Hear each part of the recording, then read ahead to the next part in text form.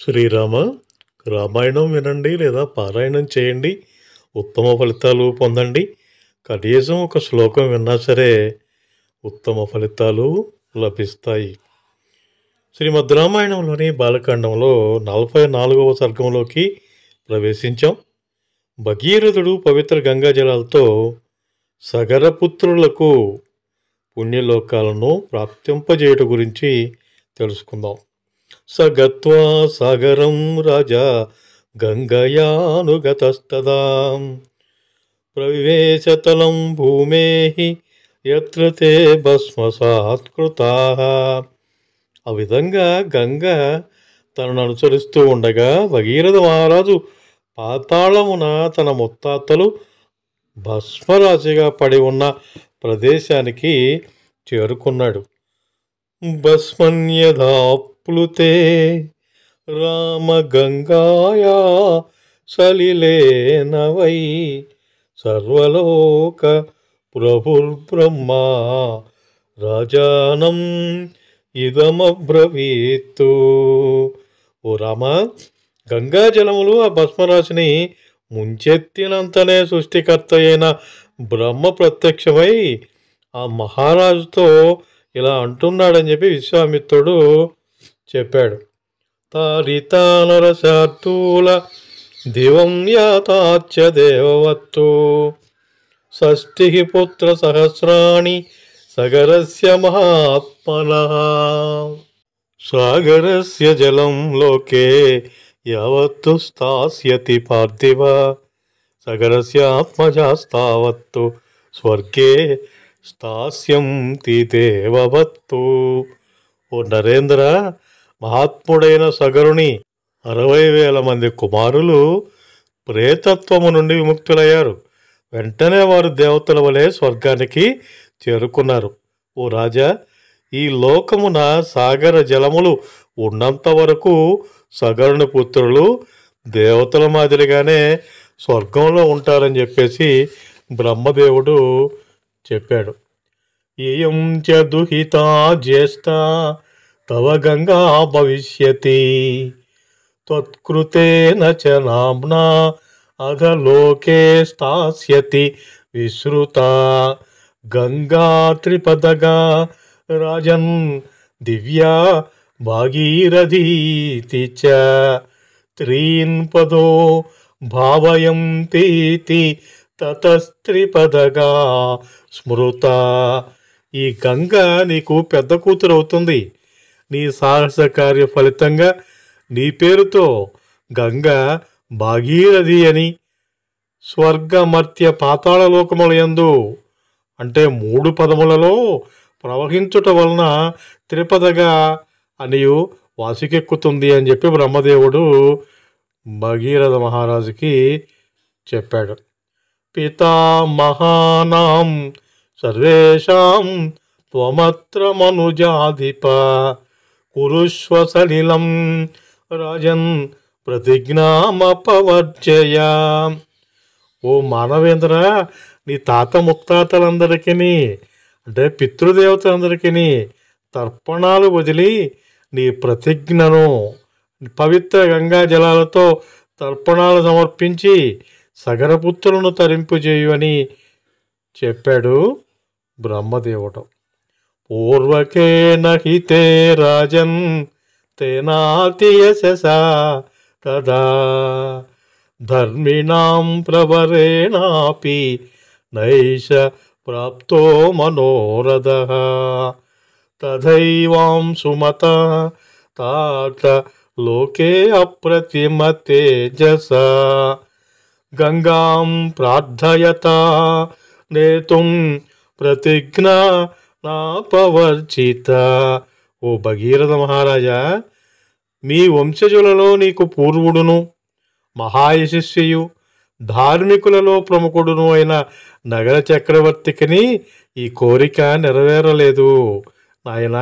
అలాగే ఈ లోకమున నిరుపమాన పరాక్రమశాలి అయిన అంశుమంతుడు నేను గంగను ప్రార్థించి తీసుకొని వస్తాను అని చేసిన ప్రతిజ్ఞ కూడా నెరవేరలేదు. రాజర్షిణ గుణవత మహర్షి సమతేజస మత్తుల్య తపసా చైవ క్షత్రధర్మస్థితేన దిలీపేన మహాభాగ తవ పిత్రాతి తేజస పునర్న శంకిత నేతుం గంగాం ప్రార్థయతానగా. ఓ పుణ్యాత్మ, మహానుభావ, రాజర్షియు సద్గుణ సంపన్నుడును మహర్షుల వలె దివ్య తేజస్వియు తపస్సునందు నాతో సమానుడును క్షత్రియ ధర్మమునందు నిష్టగలవాడును మిక్కిలి పరాక్రమశాలియునైన నీ తండ్రియకు దిలీపుడును గంగను తీసుకుని వచ్చుటకై ఎంతయో ప్రయత్నించాడు. అయినప్పటికీ కృతకృత్యుడు కాలేకపోయాడు. ఆ ఆలోచననే విరమించుకున్నాడు అని గుర్తు చేశాడు బ్రహ్మదేవుడు. సత్వయా సమతిక్రాంత ప్రతిజ్ఞా పురుషర్షభ ప్రాప్తోసి పరమం లోకేశ పరమసమ్మతం యచ్చ గంగావతరణం త్వయా కృతమరిందమ అనేన చ భవాన్ ప్రాప్తో ధర్మస్యాయతనం మహత్తు. ఓ నరేంద్ర, ఆ ప్రతిజ్ఞ నీ వలన నెరవేరింది. ఆ ఘనకార్యమును సాధించి నీవు ఈ లోకమును తిరుగులేని యశస్సును సంపాదించావు. ఓ హరిశోధన, ఈ గంగావతరణ మహత్కార్య కారణంగా నీవు గొప్ప ధర్మాన్ని ఆచరించి సాటిలేని ప్రతిష్టను పొందావని చెప్పి బ్రహ్మదేవుడు స్పష్టం చేశాడు. ప్లావయశ్వత్వమాత్మానం నరోత్తమ సదోచితే సలిలే పురుష వ్యాఘ్ర శుచి పుణ్యఫలో భవ పితామహానాం సర్వేషాం కురుష్వ సలిల క్రియాం స్వస్తితే అస్తు గమిష్యామి స్వం లోకం గమ్యతాం నృప. ఓ రాజశిరోమణి, ఈ పరమ పవిత్ర గంగా జలాల్లో స్నానం చేయి, పునీతుడవై పుణ్యఫలాలను పొందు. నీ పితృదేవతలందరికీ తర్పణాది క్రియల్ని ఆచరించు. రాజా, నీకు శుభముగాక. నా సత్యలోకమునకు నేను వెళ్తున్నాను, ఇంకా నీవు వెళ్ళవచ్చు అని చెప్పి బ్రహ్మదేవుడు అన్నాడు. ఇత్యేవ ముక్త్వా దేవేశ సర్వలోక పితామహ యథా ఆగతం తదా గచ్చత్ దేవలోకం మహాయశ. సర్వలోకాలకును సృష్టికర్తయు మహాయశస్వియు అయిన బ్రహ్మదేవుడు ఈ విధంగా చెప్పి యథాప్రకారం దివ్యలోకానికి వెళ్ళిపోయాడు. భగీరథో అపి రాజర్షి కృత్వా సలిలముత్తమం యథాక్రమం యథా న్యాయం సాగరాణాం మహాయశః కృతోదకశుచి రాజా స్వపురం ప్రవివేశః సమృద్ధార్థో రఘుశ్రేష్ఠ స్వరాజ్యం ప్రశశాస.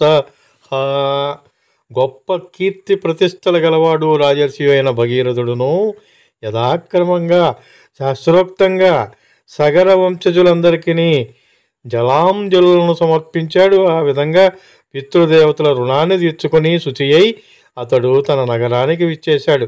ఓ రాఘవ, అనంతరం భగీరథుడు సర్వ సంపదలతో తురతూగుతూ తన రాజ్యాన్ని పరిపాలించాడని విశ్వామిత్రుడు రాముడికి చెప్పాడు. ప్రముమోదః లోకస్థం నృపమాసాధ్య రాఘవ నష్టశోకః సమృద్ధార్థో బభూవ విగతజ్వరః. ఓ రాఘవ, ఆ మహారాజు పరిపాలనలో ప్రజలంతా ఏమాత్రమూ శోక సంతాపములను ఎరుగక కొల్లలుగా ఆరోగ్య భాగ్యములతో సంతుష్టాంతరంగులై వర్ధిల్లారు. ఏషతే రామ గంగాయా విస్తరో అభిహితో మయా స్వస్తి ప్రాప్నుహి భద్రం తే సంధ్యాకాలోతి వర్తతే. ఓ రామచంద్ర, ఈ పవిత్ర గంగా అవతరణ వృత్తాంతాన్ని విపులంగా వివరించాను. నీకు శుభ పరంపర ప్రాప్తించుగాక. సంధ్యాకాలము మించుచున్నది అని చెప్పి అన్నాడు విశ్వామిత్రుడు. ధన్యం యశస్యమాయుష్యం పుత్ర్యం స్వర్గ్యమతీవ చ యశ్రావయతి విప్రేషు క్షత్రియేష్వితరేషు చ ప్రియం తే పితరస్తస్య ప్రియం తే దైవతాని చ ఇదమాఖ్యానమవ్యగ్రో గంగావతరణం శుభం యశృణోతి చ కాకుత్స్థ సర్వాన్ కామానవాప్నుయాత్తు సర్వే పాపాః ప్రణశ్యంతి ఆయుః కీర్తిచ్చ వర్ధతే. బ్రాహ్మణులు క్షత్రియులు మొదలగు వారందరికీ ఈ పవిత్ర గాథను వివరిస్తే వారి జీవితాలు ధన్యమవుతాయి, వారికి యశస్సు ప్రాప్తిస్తుంది, ఆయువు పెరుగుతుంది, పుత్రులు కలుగుతారు, చివరికి స్వర్గప్రాప్తియు చేకూరుతుంది. వారి పట్ల పితృదేవతలు దేవతలు ప్రసన్నులవుతారు. శుభకరమైన ఈ గంగావతరణ గాథను ఏకాగ్రతతో విన్నవారి కోరికలన్నీ తీరతాయి, వారి పాపాలన్నీ నశిస్తాయి, ఆయువు వృద్ధి చెందుతుంది, కీర్తి ప్రతిష్టలు ఇనుమడిస్తాయి అని చెప్పి విశ్వామిత్రుడు రామలక్ష్మణులకి వివరించాడు. వాల్మీకి మహర్షి విరచితమైన ఆదికావ్యమైన శ్రీమద్ రామాయణమునందు బాలకాండమునందు 44వ సర్గము సమాప్తం. జై శ్రీరామ. మీకు ఈ వీడియో నచ్చితే లైక్ చేయండి, షేర్ చేయండి, కామెంట్ చేయండి. ఓమగంధి క్రియేషన్స్ యూట్యూబ్ ఛానల్ ఇంకా మీరు సబ్స్క్రైబ్ చేసుకోకుండా ఉంటే సబ్స్క్రైబ్ చేసుకోండి. మీకు తెలిసిన వారితో కూడా సబ్స్క్రైబ్ చేయించండి. మరిన్ని వీడియోల నోటిఫికేషన్ ముందుగా మీకు రావాలంటే పక్కనే ఉన్న బెల్ ఐకాన్ని ప్రెస్ చేసుకోండి, ఆల్ ఆప్షన్ని యాక్టివేట్ చేసుకోండి.